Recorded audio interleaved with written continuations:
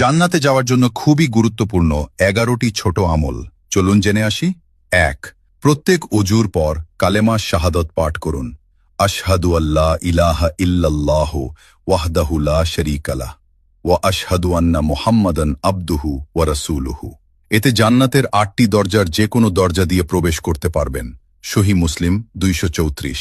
২. প্রত্যেক ফরজ সোলাত শেষে আয়াতুল কুরসি পাঠ করুন।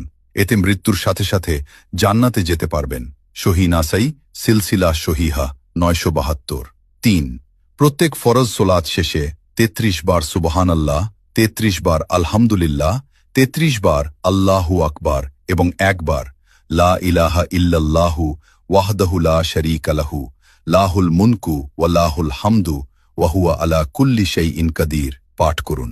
এতে আপনার অতীতের সব পাপ ক্ষমা হয়ে যাবে। সহিহ মুসলিম 1228।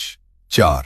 প্রতি রাতে সূরা মুলক পাঠ করুন। এতে কবরের শাস্তি থেকে মুক্তি পেয়ে যাবেন। সহিহ নাসাই সহিহ তারগিব হাকিম 3839, সিলসিলা সহিহা 1140। ৫. রসূল সাল্লাল্লাহু আলাইহি সাল্লামের উপর সকালে 10 বার ও সন্ধ্যায় 10 বার দরুদ পড়ুন।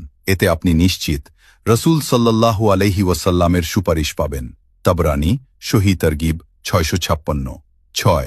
সকালে 100 বার ও বিকালে 100 বার সুবহানাল্লাহিল আজিম ওয়া বিহামদিহি পড়লে সৃষ্টিকুলের সমস্ত মানুষ থেকে বেশি মর্যাদা দেওয়া হবে। সহিহ আবু দাউদ 5091।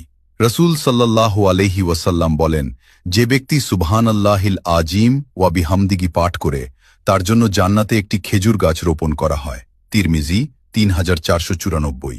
৭. সকালে 100 বার ও সন্ধ্যায় 100 বার সুবহানাল্লাহি ওয়া বিহামদিহি পাঠ করলে কিয়ামতের দিন তার চেয়ে বেশি সওয়াব আর কারো হবে না। সহিহ মুসলিম 2692। ৮. বাড়িতে সালাম দিয়ে প্রবেশ করুন।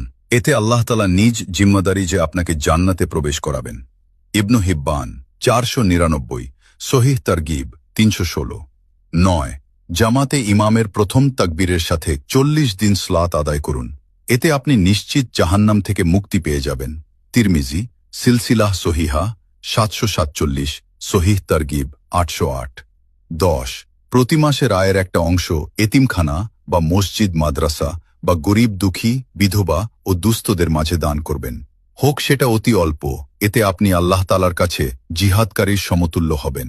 সহিহ বুখারী 6007। ১১. মহিলারা 4টি কাজ করবেন। ১. 5 ওয়াক্ত সলাত। ২. রমজানের সিয়াম। ৩. লজ্জাস্থানের হেফাজত। ৪. স্বামীর আনুগত্য করুন। এতে জান্নাতের যে কোনো দরজা দিয়ে প্রবেশ করতে পারবেন।